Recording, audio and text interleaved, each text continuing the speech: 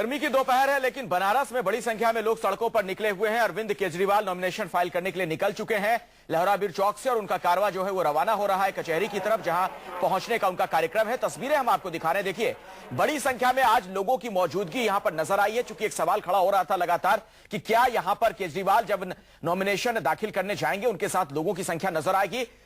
प्रदीप सिंह जी और उर्मिलेश जी, दो खास मेहमान हमारे साथ लगातार बने हुए स्टूडियो में। और प्रदीप सिंह जी, आपसे शुरुआत करना चाहूंगा, क्या इसे शक्ति प्रदर्शन का पैमाना माना जा सकता है जो ये भीड़ नजर आ रही है इन तस्वीरों में?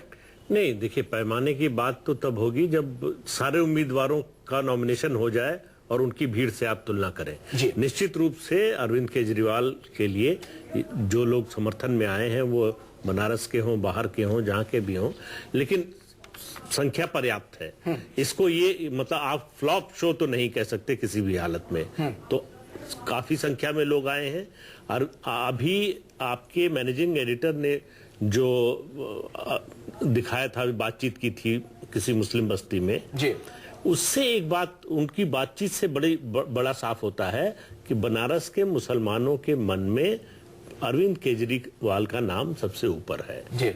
वो उनको वोट देना चाहेंगे, लेकिन अभी लगता है कि ये तय नहीं कर पाए हैं कि मोदी से मुकाबला असली अरविंद केजरीवाल का होगा या अजय राय का होगा जी। मुझे लगता है इन्हीं तीन में लड़ाई होगी।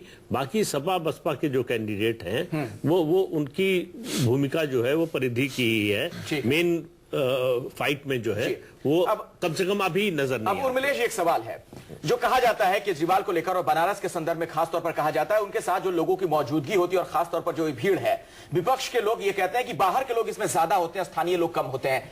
ऐसे में क्या ये मतलब केजरीवाल के साथ लोगों का, वहां के स्थानीय लोगों का साथ माना जाएगा इसमें? नहीं, ये कोई बहुत बड़ा ठोस तर्क नहीं है। देखिए, जब कभी इस तरह की लड़ाई होती है जहां एक बड़ा नेता, देश का प्रधानमंत्री बनने का दावेदार, वो लड़ रहा है, उसको चुनौती कोई दे रहा है, तो जुलूस में या नामांकन के समय कौन कहां से है इसका कोई बहुत बड़ा मतलब नहीं होता। लेकिन सर, वोट तो स्थानीय लोग डालेंगे ना? नहीं, पहली बात तो जुलूस में जो लोग वोट डालने वाले हैं वो जुलूस में जाएं ही, ये भी नहीं जरूरी है।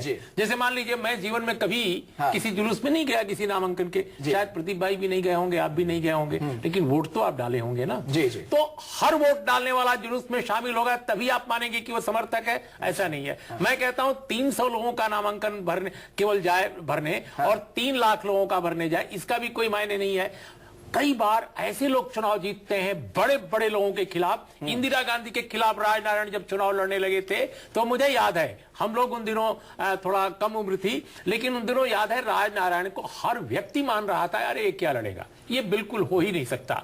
कहां इंदिरा गांधी, कहां राजनारायण, और राजनारायण उन्होंने चमत्कार कर दिया। तो देखिए, कुल मिलाकर मैं ये कहना चाहता हूं कि मैं नरेंद्र मोदी को बहुत भारी उम्मीदवार हैं, दावेदार हैं प्रधानमंत्री के लिए, लेकिन केजरीवाल जिस तरह बनारस में जाकर मोबिलाइज कर रहे हैं लोगों को, और अभी मैंने देखा कि Jawaharlal Nehru university students union के लोग वहां जा रहे हैं, अभी मैंने देखा कि बहुत सारे इंटेलेक्चुअल्स वहां जा रहे हैं, एक्टिविस्ट जा रहे हैं, तरह तरह की धाराओं के लोग। और दिलचस्प बात यह है कि ऐसे लोग भी वहां पहुंच रहे हैं जो अरविंद केजरीवाल और उनकी पॉलिटिक्स के आलोचक हैं।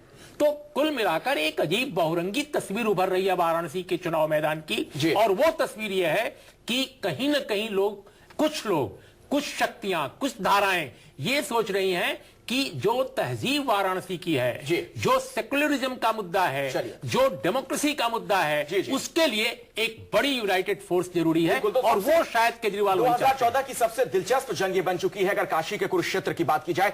एक ब्रेक